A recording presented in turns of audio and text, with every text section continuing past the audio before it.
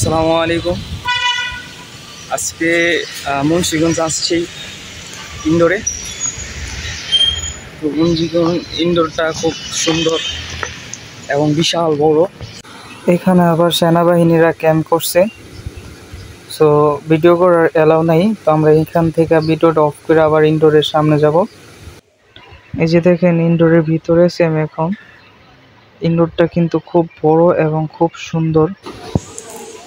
আমি ভিডিও করতে উঠছি এবং আমাকে ভিডিও করতে নিষেধ করতেছে ওই যে সেনাবাহিনীর এক স্যার আর কি। তো আমি ক্যামেরা ঘুরাই দিছি পরে।